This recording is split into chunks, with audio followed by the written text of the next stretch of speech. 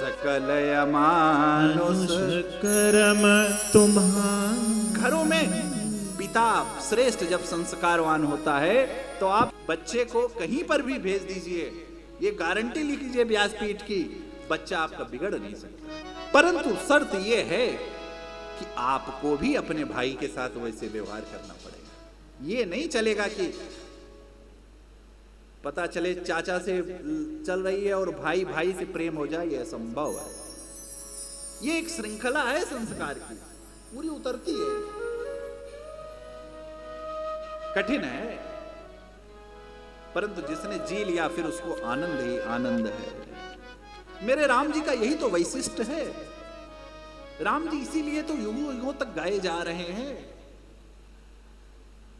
यद्यपि राम अनंत हैं, वो तो भय प्रगट कृपाला, वो अलग विषय है, लेकिन मानव लीला में भी बाबा कह रहे हैं कि धरती के रजकण गिना जा सकता है, परंतु रघुनाथ जी के गुण नहीं गिना जा सकता। समुद्र के जलबिंदु गिने जा सकते हैं, राम जी के गुण क्यों? गुणातीत हैं वो। राम है भैया, राम क्यों है वो? क्यों? क्योंकि उन्होंने अपने को पहचाना। पिता दीन मोहि कानन राजू, जहां सब भांति मोर बड़ काजू। क्या है ये उनके सकारात्मकता दृष्टिकोण की पराकाष्ठा की पहचान है। क्यों? क्योंकि राम जी आशावादी थे। राम जी के अंदर निराशा नहीं थी।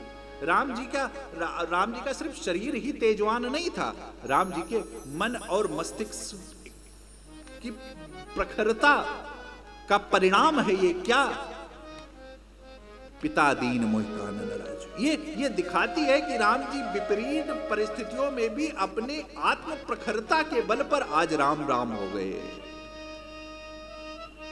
अपनी आत्मिक प्रखरता के बल पर राम राम हो गए। आज किसको सब मिलता है यहां?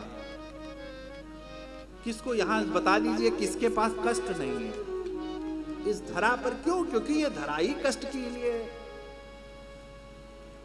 यहां पर सब कष्ट में हैं, परंतु वही श्रेष्ठ हो गए किसने? जिसने अपनी आत्मबल की प्रखरता के बल पर विपरीत परिस्थितियों में भी क्या किया? प्रगति का मार्ग प्रशस्त कर दिया। आज भी थे, कल भी थे, इतिहास में भी हैं, पहले दिन भी चर्चा आई थी, अभी भी आगे भी रहेंगे। ऐसा नहीं है वीर भोग्यो वसुंधरा। बस क्या है? शांति शांति शांति तो हम करते हैं, परंतु शांति के लिए कुछ करते नहीं है। शांतम शाश्वतम अप्रमेयमनघम निर्वाण शांति प्रदम। कितने तो रूप कहें, कितने श्लोक कहें, अरे और तो और शांति आएगी कैसे? अब सीधी सीधी बात है भाई, जो इतने शांत हैं, जो इतने गुणातीत हैं, जिनके इतने गुण हैं, बस हम उन्हीं का गुणगान करते रहेंगे, धीरे धीरे हमारे अंदर शांति आ ही जाएगी। सीधी सी बात है। आ गई?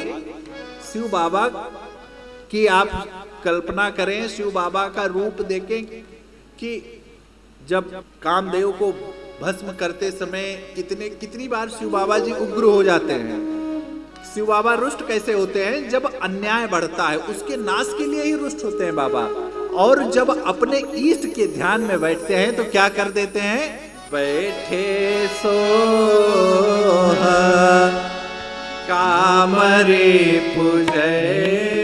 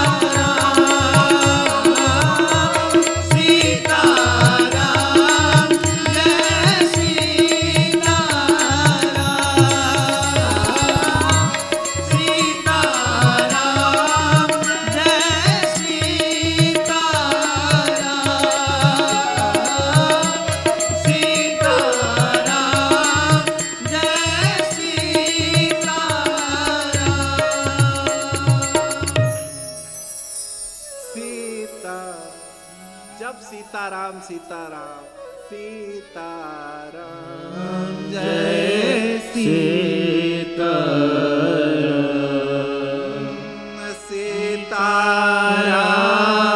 सीताराम जय सीताराम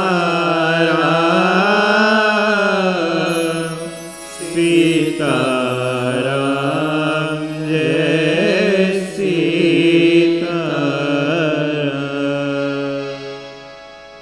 बैठे सो कैसे बैठ गए? कामरे पुकैसे जैसे धरे शरीर शांत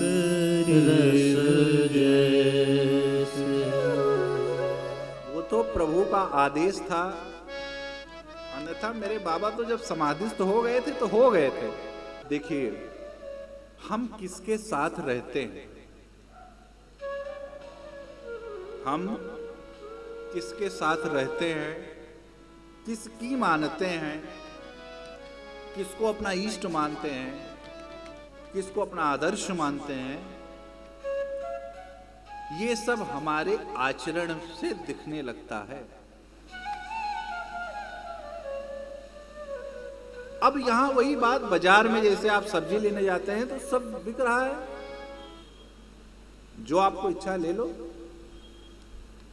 परंतु ध्यान रखना आपको ऐसा लगता है कि आपको कोई देख नहीं रहा है, वो देखने वाला सब देख रहा है।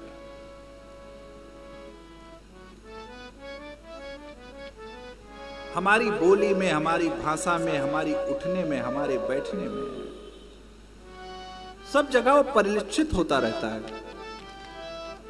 हम किसके साथ बैठ रहे हैं, क्या बोल रहे हैं, क्या नहीं बोल रहे हैं, ये हम बस अपने को छिपाते हैं कि मुझको नहीं पता, या कोई देख नहीं रहा है, या मैं सही कर रहा हूं, परंतु ये होता नहीं है भैया। ये हम अपने मन की संतुष्टि के लिए कुछ भी उस पर लगा लें जो आपको लगाना हो, परंतु ऐसा है नहीं। ये जीवन शीशे की भांति है, ये जीवन जलवत है, सब पारदर्शी है। यहां पर आपके बोलने से, आपके चलने से, आपके उठने से, इसीलिए तो कहा गया है कि स्वयं को जानना ही श्रेष्ठ तपस्या है, स्वयं के आचरण को सुधारना ही श्रेष्ठ तपस्या है। तपस्या कोई व्रत ही नहीं है। अभी जैसे नवरात्रि माँ के दिन थे, ये क्या है, ये कहें तो आपके जीवन के वर्कशॉप है, आपकी तपस्या के वर्कशॉप है, जिसे लेबोरेटरी आप कहते हैं। आप ये 9 दिन संयमित जीवन जी कर करके, आप अच्छे विचार से ओतप्रोत जीवन जी करके, युक्त आहार करके, आपको ये ऋषि मुनियों ने दिया है कि इससे ये प्रयोगशाला है, इससे आप त्वरित परिणाम दर्शन कर लीजिए कि 9 दिन के बाद या सतत 9 दिन साधना के बाद, 10 दिन के बाद, 15 दिन के बाद, एक समय साधना के बाद आपको जो त्वरित परिवर्तन आपको अंदर दिखने लगता है, आप मानिए वही आपका अस्थाई स्वभाव है। परंतु बस उससे कुछ फर्क नहीं पड़ने वाला। यदि आपकी साधना और आपका सुधार निरंतर ना रहा तो ये क्षणिक कोई व्रत का कोई अभिप्राय होता नहीं है। सच्चाई यही है।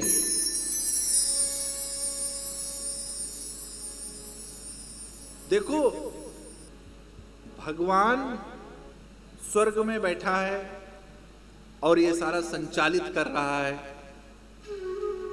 ये सब जो आपकी धारणा है ना, बिनु पग चलहि सुनहि बिनु काना, कर बिनु कर्म करहि विधि नाना। भगवान का ना तो कोई रूप है, ना तो कहीं स्थान है। ये क्या है? ये प्रकृति ही भगवान की शरीर है। क्या है? ये प्रकृति ही भगवान की शरीर है। आज जब हम प्रकृति के साथ जो व्यवहार कर रहे हैं, हम मान बैठे हैं कि भगवान वैकुंठ में बैठे हैं, हमें बस उनकी पूजा माला अर्चना व्रत और तपस्या और क्या तो करना है और हम अंत में भगवान की शरण में चले जाएंगे। परंतु ऐसा है वह नहीं है। या कोई गया हो तो फोन करके पूछ लीजिए कोई जानने कि भैया क्या भगवान मिले क्या? ऐसा कोई प्रमाण तो नहीं मिलता।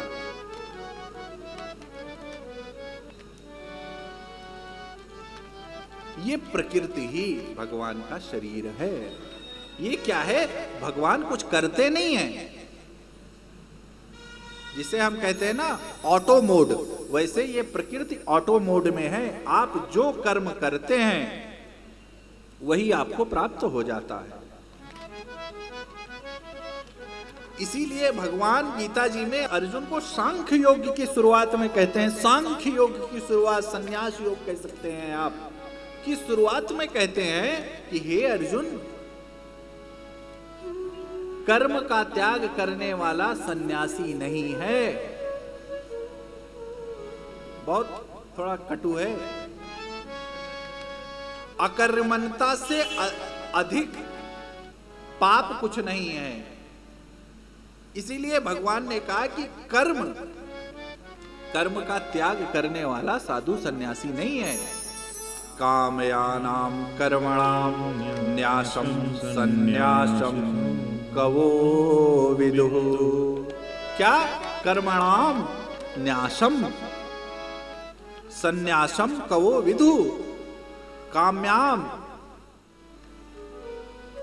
जो काम का त्याग करे वो सन्यासी नहीं है।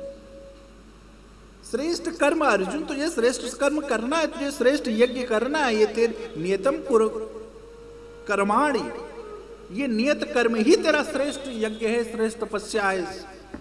तुझे नियत कर्म करना है। प्रकृति के द्वारा जो तुझे नियत कर्म दिया गया है वो तुझे करना है।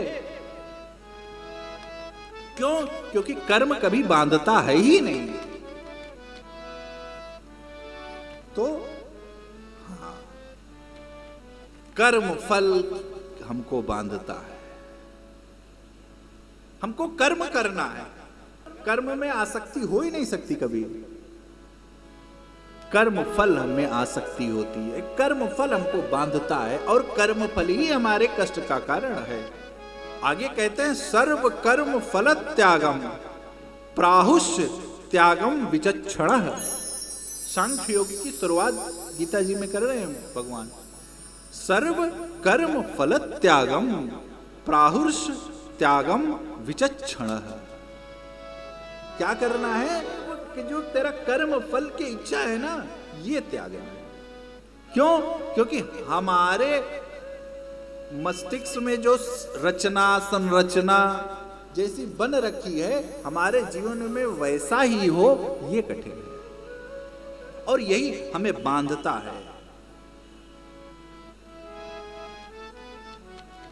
इसीलिए प्रकृति और भगवान, प्रकृति कभी माफ नहीं करती और भगवान कभी कुछ करता नहीं। आज प्रकृति के साथ जो हम कर रहे हैं, हमको प्रत्युत्तर मिल रहा है। वो चाहे महामारी के रूप में हो, चाहे जिस प्रकृति की हमको पूजा करनी चाहिए, आज हम उसको अपने अनुसार चलाना चाहते हैं, हम उसको गुलाम बनाना चाहते हैं। कहां क्या क्या क्या प्रयोग नहीं हो रहा है। अर्थात प्रकृति में पेड़ पौधे फल ये तो हैं ही हैं। प्रकृति में जितने भी जानवर हैं, जितने भी कण हैं, जितने भी पंछी हैं, सब आते हैं। आज गौ माताओं की क्या दशा हो, पूरे विश्व की माता है गौ माता। आज अभी तो कोरोना वायरस था, हम सब ठीक हो गए, परंतु हम मानव प्रकृति का ऋण रखते कहाँ है। अभी गौ माताओं पर कौन सा वायरस चला, लंपी वायरस, उसमें फोड़े हो जाते हैं गौ माताओं को, बुखार हो जाता है, फोड़े बड़े हो जाते हैं, मवाद आ जाती है, मर जाते हैं, और ये संक्रमित है। और जो भी आपसे बन पड़े, कुछ नहीं कर सकते, तो गौ माताओं के एवज में जो आपसे बन पड़े, कुछ अवश्य धन दान कर दीजिए। हमसे संभव नहीं है कि हम लोग जा करके गौशालाओं में सेवा कर पाएं, परंतु कुछ न कुछ इस महामारी से गौ माताओं को मुक्त कराइए, क्योंकि विप्रधेनु सुर संतहित मनुष्य। और यदि आप प्रभु के सेवक हैं तो प्रभु की यही दक्षिणा होगी, यही तो प्रकृति की सेवा है। आज हमारे बुजुर्गों में कहा जाता था कि पहला अंश गऊ का और आखिरी अंश कुत्ते का, श्वान का। कितने घरों में होता है, माताएं कितने करती हैं? यहाँ तो 4, 5, 10 माताएं हैं। आप बताइए, आप लोग इतनी बुजुर्ग होकर के अभी भी नहीं कर रही हैं, आज से करना शुरू कर दीजिए। आसपास भी बताइए। ये छोटे उपाय, ये कोई साधारण उपाय नहीं है, यही वैतरणी को पार करने के उपाय हैं। यही छोटे छोटे उपाय जीवन में करते रहिए। कभी बड़ा करेंगे तो कभी नहीं हो पाएगा। यही छोटे छोटे उपाय से ही जीवन में आपके कल्याण होगा, आपका जीवन संयमित होगा। क्यों? क्योंकि और कोई सहारा है भी नहीं। इस संसार से कभी सहारा मत लगाइएगा। भगवान को खोजने नहीं जाए, भगवान को खोजे नहीं। भगवान को खोज करके भी हमारे हाथ में आएगी भी क्या, खाली हाथ आएंगे। तो ये प्रकृति ही भगवान है। अरे मूलम धर्म तरोरि विवेक जलधे पूर्णेन्दुमानन्दमा।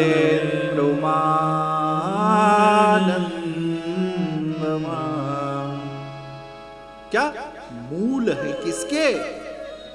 धर्म के मूल है। मूलम धर्म रूपी वृक्ष के मूल है राम। यही प्रकृति ही तो राम है। अरे अब प्रभु चरित सुनहु अति पावन, करत जीवन सुर नर मुनि भावन। कानन राजू का अभिप्राय क्या है, आप बताएं भाई। वन का राजा ही तो, वन ही तो चुना भगवान ने। कानन राजू अभिप्राय वन का राज। और बाबा कहते हैं अब प्रभु चरित सुनहु अति पावन। क्या? और करत जीवन सुर नर मुनि भावन। हमको कहीं गिरी कंदराओं में जाने की आवश्यकता नहीं है, यहीं पर आते हैं प्रभु, आए हैं और आएंगे। सकल मुनिन के आश्रम ही जाई सुख दीना। कहीं बुलाए क्या? जो श्रेष्ठ महाभाग थे, जो श्रेष्ठ संत थे, जो श्रेष्ठ तपस्वी थे, जो श्रेष्ठ योगी थे, उनको बुलाए क्या? सकल मुनिन के आश्रम ही जाई सुख दीन। और बस क्या करना है? हमारे ऋषि मुनि भी कहाँ तप तपस्या किया, जहां पर प्रकृति का सौंदर्य था, जहां पर प्रकृति अपने पूर्ण सौंदर्य में थी, वहीं पर जाके ऋषि मुनियों ने तपस्या की। वो चाहे केदारनाथ हो, चाहे वो बद्रीनाथ हो, अयोध्या हो, वृंदावन हो, अनेक कितना भी धाम ले लीजिए, जहां जहां पर आप चिंतन करेंगे, जब प्रकृति पूर्ण अपने सौंदर्य में थी। क्यों? क्योंकि जितने भी अनुकूल परिस्थिति थी, ऋषि मुनियों को भगवान ने भेज कर वहां पर क्या किया, वहां पर ऋषि मुनियों ने अपने को साधा, अपनी तपस्या की, और आज वही स्थान तीर्थ स्थल बन गए। वही तीर्थ स्थल जाने का फायदा क्या है? तीर्थ स्थल में जाना ठीक है, जाएं, परंतु तीर्थ स्थल में जाकर के थोड़ी देर अपना चिंतन मनन जरूर जिंदा रखें। थोड़ी देर चिंतन मनन करें, उस तीर्थ स्थल की भूमि पर बैठ कर कहीं कोने में ओट लगा कर थोड़ी देर, जब आप सरजू जी में भी जाएं, सरजू जी में स्नान करें, उसके पूर्ण प्रणाम करने के बाद थोड़ा सा रज को भी आप चारों ओर लगा लें, पान कर लें। क्यों? क्योंकि यहीं पर सरजू के तट पर मेरे प्रभु खेले। वृंदावन में जाएं तो वृंदावन में दर्शन करें, परंतु वृंदावन की रज को भी थोड़ा मस्तक पर लगा करके देखिए। भक्त के लिए सदैव त्रेता, सदैव द्वापर है, और अभक्त के लिए सब कर दो तभी भी नहीं आएंगे। कुछ भी कर दो आप, उनके घर के सामने व्यासपीठ लगाकर कथा शुरू कर दो, तभी वो घर से बाहर नहीं आएंगे। आप भक्त हैं तो ये सारे उपाय और जितने भी श्रेष्ठ ग्रंथ में जितने भी युक्तियां बताई गई हैं, वो भक्तों के लिए बताई गई। जब भी आप चाहें वही, तभी आपको कुछ प्राप्त होगा। देखो भाई, इस शरीर से कर्म फल सबको भोगना ही है, भोगना है, निश्चित है। कर्म फल के भोगने से कोई बचा नहीं है, सबको भोगना है, चाहे हमको भी भोगना है और आपको भी भोगना है। बस हमारा वैशिष्ट क्या है, हमें क्या करना है, हमारी युक्ति क्या है कि बस हमें अपने कर्म को ही सुधारते चलना है, धीरे धीरे धीरे धीरे। जब जागे तब सवेरा।